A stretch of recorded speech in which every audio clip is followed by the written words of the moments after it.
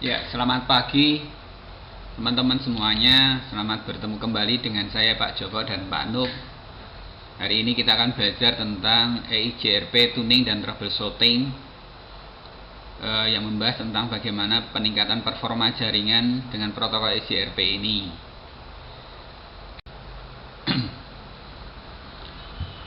Silahkan teman-teman juga belajar dari materi online di netachat.com atau training.ukdw.ac.id/ccna3 khususnya nanti chapter 7, dan silahkan mengerjakan ujian online chapter 7 yang minggu ini akan kita buka settingnya.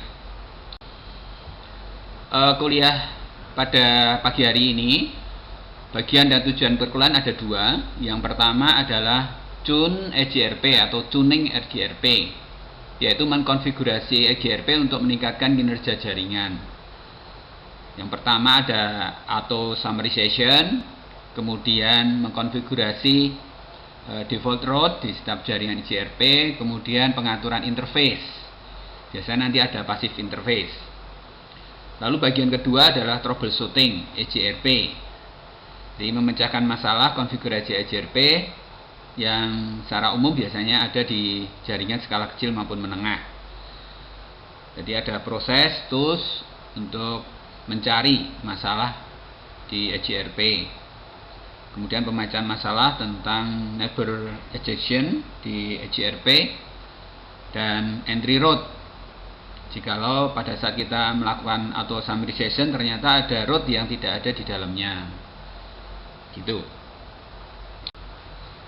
Nah, sekarang kita masuk bagian yang tune EIJRP atau tuning. Ya, topologi yang biasanya teman-teman lihat di materi seperti di gambar sebelah.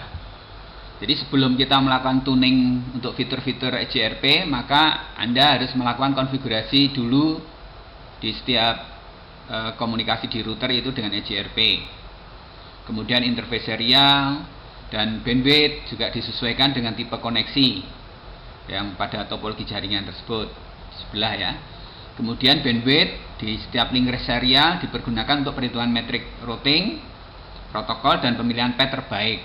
Jadi teman-teman bisa men-setting nanti untuk bandwidthnya dalam rangka untuk pemilihan perhitungan metrik routing dan path terbaik. Nah, untuk mengganti bandwidth maka Anda bisa menggunakan instruksi bandwidth untuk mengubah bandwidth yang secara default biasanya 1544 KB per second gitu. Nah, topologi tersebut Anda bisa melihat.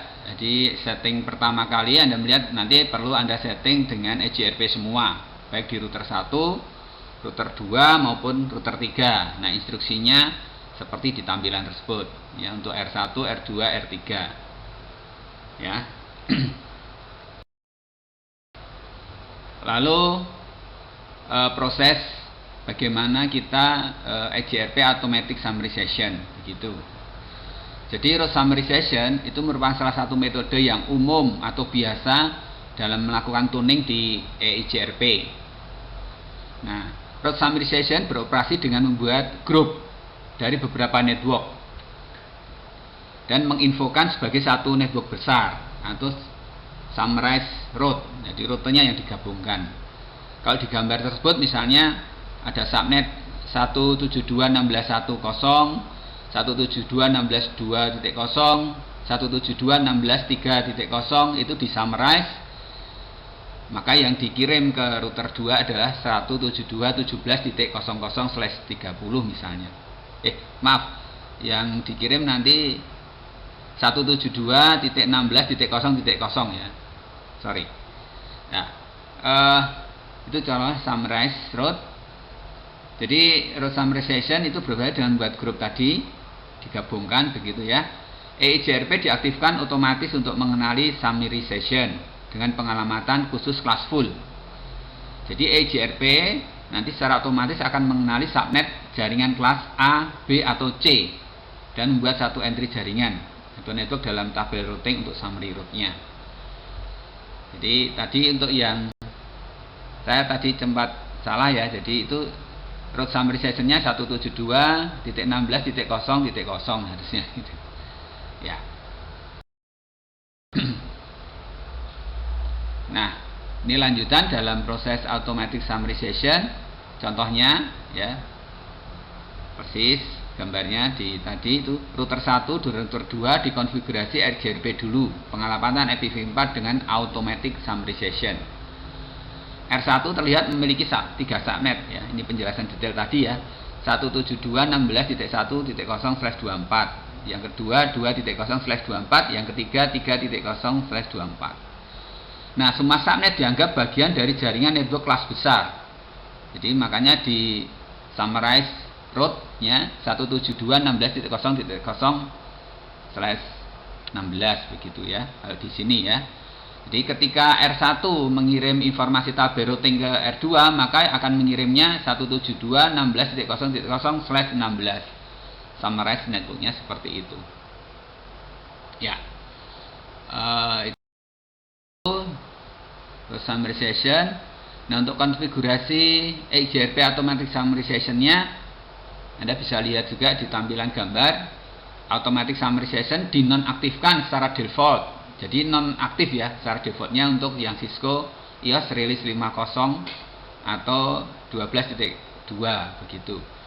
Nah, untuk mengaktifkan instruksi show IP protokol untuk melihat dulu. Show IP protokol untuk melihat mengetahui apakah EGRP itu dinonaktifkan atau tidak. Untuk mengaktifkan, Anda tinggal mengetikkan instruksi auto summarize. Nah, penggunaan instruksi untuk menonaktifkan no auto summarize. Nah, itu untuk automatic summarization. Instruksinya, cara melihat dan mengaktifkan atau menonaktifkan. Kemudian untuk memverifikasi auto summary, Anda bisa dengan instruksi show IP protocol seperti terlihat pada tampilan di sebelah gambar kiri ini. R1 menunjukkan bahwa automatic summarization-nya diaktifkan. Jadi seperti itu. Output menunjukkan bahwa jaringan atau network yang disummarize pada interface-nya juga. Jadi misalnya ini kan di interface-nya kelihatan diaktifkan begitu. Nah, perhatian untuk R1 mensummarize 2 jaringan dalam ADIP routing-nya, yaitu 192.168.10.0 yang lewat Giga Ethernet dan serial 00, kemudian 172.16.0/16 kirim melalui serial interface. Nah, silahkan dilihat di itu diagram topologi latihan.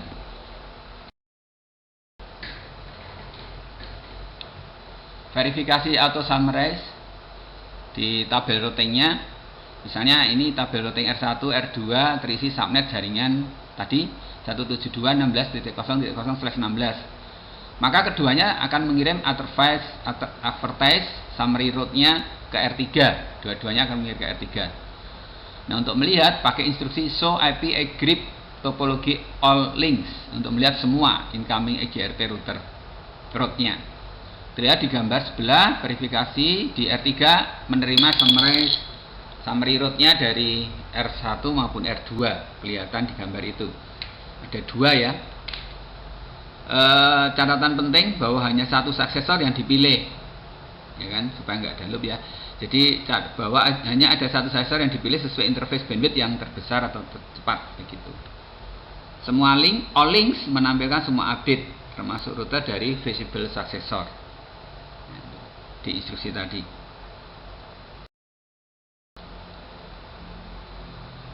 Nah, untuk melihat di routing tabelnya, verifikasi atau summary di routing tabel, instruksi yang digunakan show IP route. Ini untuk memverifikasi summary route yang telah diterima. Show IP route egrip. Nah, hasil lihat di gambar sebelah itu Anda bisa lihat bahwa di tabel routing R3 sebelum automatic summarization diaktifkan itu yang atas itu masih kelihatan 3 ya. Kemudian setelah mengaktifkan auto summarize-nya, jadi tampilan setelah automatic summarize bahwa di bagian gambar di bagian bawah itu kelihatan sudah summarization ya. Jadi 172.16.0.0/16 seperti itu. Nah, untuk di grid untuk IPv6 tidak ada auto summarization, tidak ada karena classful tidak ada di IPv6. Nah, kadang-kadang nanti pada saat kita melakukan automatic route summarization dapat menjadi masalah jika alamat yang disummarize mengadvertise atau mengadvertise atau mengirim jaringan yang tidak ada di router tersebut. Karena itu kan dikelompokkan besar ya. Jadi kemungkinan ada yang tidak ada di dalam router. Misalnya nanti ada di jaringan, misalnya ada 172.16.4.0 ada kiriman gitu kan. Nah, itu jadi masalah. Nah, untuk menangani hal itu nanti akan ada prosesnya ya. Jadi bagian yang ini kita akan melihat verifikasi auto summary-nya untuk routing tabel lanjutan ya. So IP route akan kelihatan semuanya. EGRP versi 4 secara otomatis mencakup summary route nulnya ya, null setiap kali kondisi berikut ada, kalau setiap ada kondisi. Jadi automatic summarization diaktifkan maka ada nullnya. Setidaknya ada satu subnet yang dipelajari melalui EGRP ini. Ada 2 atau lebih perintah pada jaringan. Jadi kalau misalnya ada apa namanya subnet baru dan sebagainya, dia akan ada auto summarization-nya.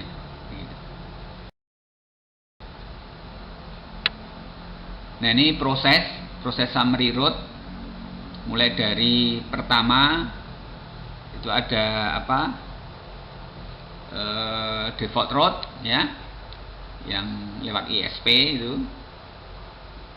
Nah, ini nanti prosesnya kita lihat langsung penjelasannya di cross 4, di gambar dilihat di cross 4 bahwa R2 itu memiliki berisi di tabel routingnya itu ada network 172.16.10, 172.16.20 dan 172.16.30. Ada 3 subnet ya. Lalu R2 mengirim summarize setelah diaktifkan auto summarization, maka dia akan R2 mengirim summarize update ke R1 ya, yang dikirim 172.16.0.0/16. Maka R1 akan memasukkan summarize route tersebut ya ke dalam tabelnya begitu. Nah, R1 menerima paket, misalnya tadi saya contohkan kan ya, R1 misalnya menerima paket dari 172.16.4, tadi kan saya contohkan 4 juga, 410. Maka R1 ini pada saat ya R1 mempunyai summarize route-nya kan 172.16.0/16 lewat R2 dan meneruskan paket tersebut ke R2. Sementara di R2 paket tersebut tidak ada yang cocok, ya kan? Jadi misalnya R1 menerima tadi paketnya alamatnya 4.10. Nah, kan tidak ada di R2. R2 yang ada 10, 20 dan 10, 20 dan 30 networknya. Maka paket tersebut tidak akan cocok rutenya, sehingga paket tersebut akan diteruskan menggunakan default route ya. Dilanjutkan default route kembali ke R1 karena nggak ada yang cocok. Nah, inilah ada routing loop ya, routing loop. Nah, null inilah rute null ini yang digunakan untuk mencegah loop tadi. Jadi EGRP menggunakan interface null untuk mencegah berbagai jenis ya routing loops. Nah, tabel routing R2 tadi berisi 3 subnet. R2 masukkan summarize-nya, route-nya itu 172.16.0/16 ke null di dalam tabel routing. Nah, makanya ketika R2 menerima paket dengan alamat tadi 172.16.4.10 dari R1, maka ia akan membuang atau mendiscard paket tersebut karena tidak cocok dengan subnet yang di situ. Nah, makanya ini yang akan disummarikan ke route null, dihapus ketika atau summarization-nya dinonaktifkan. Gitu. Jadi summarize route null dihapus ketika auto summarization dinonaktifkan juga. Oke, ini menggunakannya dengan interface null ya, mengatasi routing loop. Nah, ini propagasi yang ada di default static route-nya. Nah, biasanya kita menggunakan static route-nya dengan 0000/0 sebagai default route. Jadi ini bukan routing protokol independen ya, dependent ya. Nah, nilai 00 di default static route dapat digunakan untuk segala routing protokol ya, pada saat konfigurasi. Sehingga kan bisa masuk ke situ semua. Nah, default static route biasanya dikonfigurasi pada router yang memiliki koneksi ke jaringan keluar dari routing IGRP, jadi ke ISP. Jadi nanti kita perlu mengkonfigurasi static route, IP static route yang 000 itu ke interface yang larinya ke ISP. Nah, instruksi redistribute static seperti dilihat di gambar sebelah itu memberitahukan bahwa EJRP untuk masukkan static route dalam pembayaran EJRP ke router lain. Nah, untuk verifikasi Anda menggunakan instruksi show IP protokol. Ini proses berikutnya di propagasi default route untuk verifikasinya. Jadi penjelasan bagian tabel routing R1 dan R2 seperti terlihat di sebelah ini gambarnya ya. R1 tabel routingnya, R3 juga kelihatan tabel routingnya. Lalu di situ ada istilah D bintang EX 0000/0 ya, default route-nya begitu. Jadi perhatikan di routing source dan administratif distance-nya untuk default route baru itu yang akan dipelajari EJRP untuk menangkap tadi kalau ada paket-paket yang tak ada masuk dalam summary route. Nah, untuk masukkan default route itu identifikasinya untuk D itu menunjukkan update routing, kemudian bintang sebagai router yang dipakai sebagai kandidat untuk default route. Jadi kalau ada default route di setiap R1, R2 maka ada tanda bintangnya itu. Semuanya di setting default route ada di situ, stub router. EX itu rute, jadi rute EJRP eksternal, keluarnya via mana ya. Router statis yang di luar domain EJRP. Itu kan ada tulisan via, keluarnya lewat mana. Nah, 170 menunjukkan administrative distance dari eksternal EJRP route. Administrasi distance, jadi angka administrasi untuk yang default route ini. Nah, untuk IPv6 sama default route-nya, caranya mengkonfigurasi mirip, cuman beda alamatnya ya. Di situ ada .2.2/0 ya. Jadi itu .2.2 kan menunjukkan bahwa prefix itu isinya 0 semua ya. EJRP akan merawat semua tabel-tabel IPv4 karena default route ini harus disebar ke semua. Seperti gambar di sebelah. Nah, prefix :/0 itu untuk IPv6 biasanya. Jadi seperti kalau IPv4 ya 0.0.0.0/0 itu. Nah, instruksi redistribute static itu digunakan pada IPv6 juga untuk mendistribusikan ulang default route static ke semua EJRP. Demikian juga dengan propagation default static route IPv6, Anda bisa memverifikasi dengan show IPv6 route. Ya. Ini nanti silahkan dengan teman-teman asisten, teman-teman praktek dengan paket tracer. Topologi untuk ini. Nah, sekarang untuk fine tuning IJRP ya, beberapa feature ini untuk bandwidth ya. EJRP bandwidth utilization-nya, jadi Anda bisa mengatur bandwidth ya. Secara default EJRP menggunakan 50% bandwidth interface untuk informasi EJRP ya. Hal ini untuk mencegah penggunaan tautan secara berlebihan. Lalu pada mode interface Anda bisa melakukan konfigurasi dengan instruksi IP bandwidth % EJRP. Terus kemudian Anda isikan berapa persen. IP bandwidth % EJRP, numbernya 1 misalnya, persennya 40. Nah, itu berarti mengkonfigurasi frekuensi bandwidth yang digunakan 40% kalau 40 begitu. Untuk mengembalikan ke default, Anda tinggal menambahkan instruksi no IP bandwidth % EJRP begitu. Nanti sudah untuk mengembalikannya.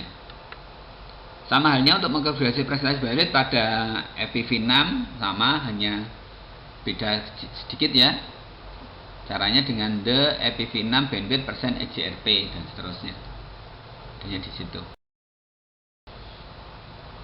Bandwidth itu untuk bandwidth, jadi pengaturan bandwidth. Kalau sekarang tuning yang untuk apa namanya, feature-feature hello dan hold timer. Jadi EGRP menggunakan protokol link wide hello untuk mengestablish, membangun komunikasi dan memantau status koneksi tetangga. Itu dengan hello. Hold time memberitahu router waktu maksimum router untuk menunggu menerima hello. Jadi berapa lama berikutnya sebelum menyatakan bahwa tetangga itu tidak ditemukan. Itu membutuhkan waktu berapa lama. Itu. Nah, Anda bisa menggunakan instruksi IP hello interval EGRP, S numbernya berapa, kemudian 50 itu second, berapa detik. Berapa detik untuk mengkonfigurasi perbedaan interval hello. Jadi 50 detik misalnya. Kemudian untuk hold time-nya, waktu tunggunya EGRP, Anda juga bisa mengatur dengan hold time. Jadi itu misalnya 150 gitu. Nah, untuk IPv4, IPv6 yang di bawah. Ya. Biasanya untuk mengatur waktu kecepatan tunggu, waktu kecepatan berapa lama harus menanti bahwa paket itu atau yang dicari di tetangganya, itu network tetangganya nggak sampai itu ada hello dan hold time. Kemudian salah satu feature di tuning EGRP itu masalah load balancing. Ya. Jadi ada istilah equal cost load balancing. Jadi membuat agar seimbang kemampuan router untuk mendistribusikan trafik keluar menggunakan semua interface dengan memiliki metrik yang sama ke alamat tujuan. Jadi itu menyeimbangkan. Nah, Cisco IOS menerapkan namanya load balancing ini. Biasanya bisa menggunakan sampai 4 jalur. 4 jalur digunakan bareng, equal cost secara default. Nah, instruksi SOAP protokol dapat digunakan untuk memverifikasi jumlah jalur. SOAP protokol nanti ada jalurnya, misalnya maksimum path 4 ya. Itu tertulis maksimum path 4 misalnya. Ketika paket beralih prosesnya, maka load balancer akan memilih jalur yang equal dengan cost-nya berbasis per paket. Maksimum paket. Sama ketika paket itu beralih semakin banyak paket, maka load balancer akan memilih jalur yang equal juga pada berdasarkan basis pertujuannya, per destination ya, sesuai dengan destination. Per paket bisa, per tujuan bisa. Jadi maksimum path 4. Nanti memilih jalurnya, load balancingnya bisa berdasarkan per paket atau per destinationnya. Kita bisa menggunakan instruksi maksimum path, lalu nilainya berapa, value misalnya 4, 3 atau berapa dalam mode router config untuk memodifikasi default. Defaultnya itu 4, tapi Anda bisa ubah ya. Ya,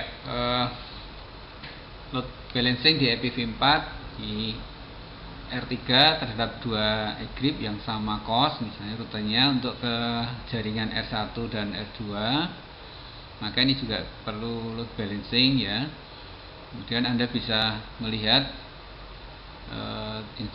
tampilan instruksi SOAP versi 4 root egripnya seperti yang tertampil ya. Jadi ada composite metric egrip sama di situ ya, 90 dan untuk serialnya.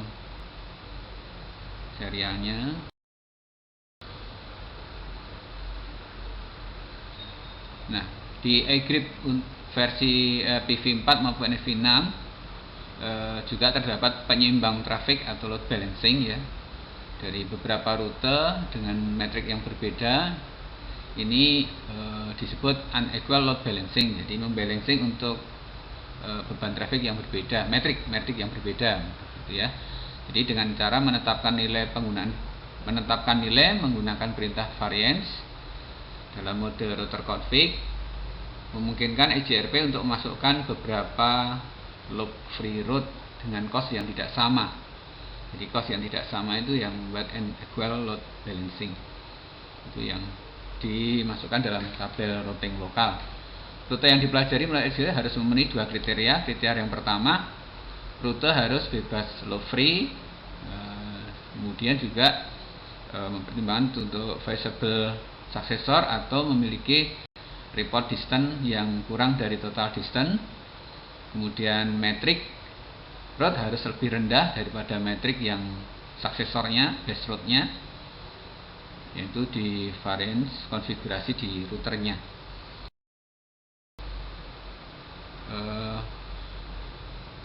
Unequal cost load balancing tadi, jadi caranya ya berarti dari varian pertama bisa diatur rute yang metriknya sama dengan suksesor dimasukkan dalam tabel routing lokal. Varian keduanya ditetapkan setiap rute yang dipelajari EJRP metrik kurang dari 2 kali metrik suksesor akan dimasukkan dalam tabel routing lokal. Nah, EJRP memiliki fitur-fitur canggih atau fitur-fitur yang bisa kita ubah untuk optimalisasi ya, seperti summarization, default route propagation, bandwidth utilization, dan metriknya. Nah, nanti silahkan teman-teman praktek dengan asisten dengan paket red. Sekarang kita masuk di materi yang kedua, troubleshooting EJRP. Nah, yang pertama untuk troubleshooting ini ada instruksi show IP agroup neighbors. Itu untuk melihat atau memverifikasi router tetangga, mengenali tetangganya, seperti pada output gambar yang atas begitu ya. Jadi akan menunjukkan adjacency tetangga EJRP yang sudah connect ya. Kemudian Anda menggunakan instruksi show IP route EJRP ini untuk memverifikasi router telah berhasil ya mempelajari rute ke jaringan remote ya. Jaringan yang lebih remote melalui EJRP. Nah, output menunjukkan bahwa R1 telah mempelajari 4 jaringan ya remote melalui EJRP. Itu di gambar yang bawah. Jadi ada 4 jaringan di situ. Kemudian kalau pakai instruksi show IP protokol digunakan untuk menampilkan informasi berbagai setting EJRP. Nah, EJRP untuk yang versi IPv versi 6 sama instruksinya, tinggal menambah IPv6, bukan IP saja tapi IPv6. Tuh. Ini flowchart untuk proses troubleshooting ya, menunjukkan pendekatan sistematis troubleshooting yang biasanya troubleshooting itu untuk yang tetangga EJRP harus terlebih dulu dikomunikasikan ya, di-establish ya, dibangun dengan tetangga EJRP harus di-establish dulu sebelum bertukar routing tabel ya, rutenya begitu. Nah, kadang-kadang ada kegagalan atau mungkin gagal itu karena ini interface-nya down, belum di-up-kan. Nah, dua router tersebut memiliki autonomous system EJRP yang beda. Interface belum siap, artinya belum diaktifkan untuk ke EJRP. Jadi masuk ke interface, lalu interface-nya di EJRP. Itu kadang lupa, belum diaktifkan. Kemudian interface tersebut dikonfigurasi sebagai pasif, itu juga masalah karena nggak bisa. Nilai K yang salah dalam konfigurasi untuk interval hello atau hold yang tidak kompatibel atau autentikasinya yang salah konfigurasi.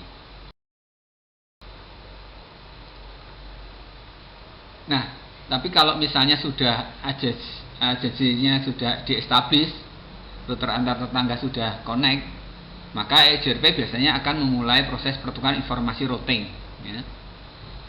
Jika dua router antar tetangga EJRP masih ada masalah, nah mungkin itu perlu dicek ada masalah routing disebabkan oleh apa saja routingnya loh ini ya. Jaringan sudah proper tapi tidak diiklankan ke remote router, jadi perlu di advertise ke remote router. Kemudian di passive interface tidak dikonfigurasi dengan benar, atau access control listnya ACL-nya memblokir ya jaringan remote untuk masuk, itu ya bisa. Automatic summarization kadang juga bisa menyebabkan routing yang tidak konsisten dalam jaringan yang discontinuous ya. Ini tadi yang sudah kita lihat di slide sebelumnya ya. Artinya pada saat automatic summarization ada satu network yang tidak masuk dalam router tersebut. Konektivitas di lapisan 3 antara dua router yang directly connected itu harus terkonek ya, agensi tetangga terbentuk. Kemudian Anda bisa melakukan instruksi show IP interface brief untuk melihat status apakah interface sudah up atau tidak antar tetangga. Kemudian Anda bisa lakukan ping satu router ke router yang lain yang directly connected untuk konfirmasi koneksi saja. Kalau ping tidak berhasil, ada kemungkinan pasti ada masalah, sudah up atau belum. Nah, Anda bisa melihat dengan show CDP neighbor. CDP neighbor itu untuk melihat tetangga, jadi interface di tetangga untuk memverifikasi koneksi di lapisan 1. Problem juga di lapisan 3, misalnya mengkonfigurasi alamat IP-nya salah atau subnetnya nggak tepat dan pengalamatan jaringan yang tidak sesuai bisa juga. Ini contohnya misalnya interface yang terhubung ke Piranti harus pada subnet yang sama. Nah, ini perlu Anda perhatikan ya. Nah, cara verifikasi untuk IPv6 sama, cuman ditambah itu ya, so IPv6 interface brief. Nah, beberapa parameter di EGRP. Pada saat kita melakukan troubleshooting jaringan EGRP perlu memverifikasi bahwa semua router ikut berpartisipasi dalam jaringan EGRP. Lalu dikonfigurasi dengan autonomous system yang sama. Jadi misalnya kalau di gambar ini kan autonomous systemnya satu semuanya ya, EGRP 1, EGRP 1 itu kan sama. Misalnya seperti itu. Jadi Anda bisa konfigurasi seperti di bagian bawah. Untuk IPv6 juga sama sih, IPv6 router egrip AS numbernya berapa, autonomous systemnya berapa. Interface di EGRP perlu Anda lakukan verifikasi bahwa semua interface itu up atau berpartisipasi dalam jaringan EGRP semuanya ya. Anda bisa melakukan instruksi network konfigurasi pada saat proses routing EGRP menunjukkan bahwa interface router yang berpartisipasi mana saja itu masukkan networknya ya kan, network berapa itu yang berpartisipasi dalam EGRP. Untuk mengetahui, Anda bisa menuliskan instruksi show IP egrip interface. Jadi itu menampilkan interface mana saja yang sudah diaktifkan untuk EGRP. Nah, kemudian instruksi show IP protokol menunjukkan jaringan mana yang telah dikonfigurasi, yang sudah selesai dikonfigurasi mana saja. Nah, interface yang terhubung harus aktif. EGRP itu untuk membentuk adjacency, jadi link antar tetangga begitu. Contohnya, nah passive interface ini salah satu alasan tabel routing mungkin tidak mencerminkan rute yang benar adalah karena perintah ada passive interface ini. Jadi ada salah satu interface yang distatuskan sebagai passive interface. Nah, instruksi passive interface itu menghentikan update routing. Jadi interface tersebut tidak ikut dalam proses update routing, baik yang keluar maupun yang masuk. Nah, ini berfungsi untuk mencegah routing dari router tetangga. Untuk melihat verifikasi show IP protokol, apakah interface tersebut dikonfigurasi sebagai pasif atau tidak, seperti tampilan di sebelah ini. Show IP protokol maka akan menunjukkan ini statusnya interface tersebut sebagai pasif atau tidak begitu. Ini kan ada contoh pasif interface gigabit Ethernet 0/0 misalnya. Nah, instruksi passive interface dapat digunakan untuk alasan keamanan. Jadi misalnya administrator jaringan tidak ingin router EGRP tersebut membentuk tetangga yang baru misalnya seperti itu.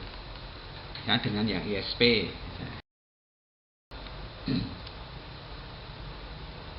Ada kesalahan statement network ya, missing network statement.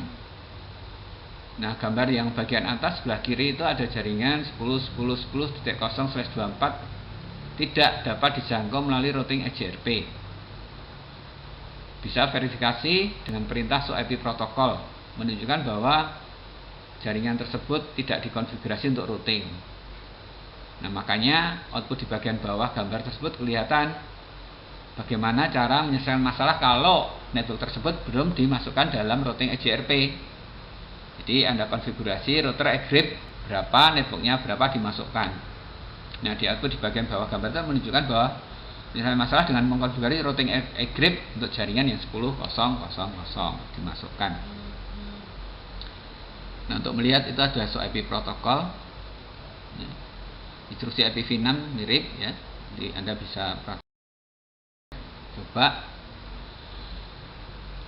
troubleshooting di auto summarization atau automatic summarization itu kadang bisa menjelaskan masalah routing tadi ya. Di awal tadi sudah saya jelaskan, misalnya network 10, 20, 30 ya, lalu di route summarization jadi 00 kan ya. Contoh yang di depan tadi, misalnya ada network 40 masuk paket, nah itu nggak akan ketemu. Itu kadang-kadang masalah di route auto summarization. So IP protokol ini untuk memverifikasi summarization-nya berjalan atau tidak. Atau summarization dinonaktifkan untuk yang iOS 12.2 dan iOS 15. Nah, kalau yang sebelumnya versi 12.2.33 dan iOS 15 diaktifkan secara default. Nah, routing yang tidak konsisten dapat disebabkan karena automatic summarization tadi. Artinya ada beberapa network yang tidak ada di router tersebut, interface router tersebut, tapi ada paket masuk. Untuk mengaktifkan, Anda bisa pakai instruksi no auto summary. Sama ya. IPv6 tidak mendukung auto summarization karena IPv6 tidak mengenal kelas full.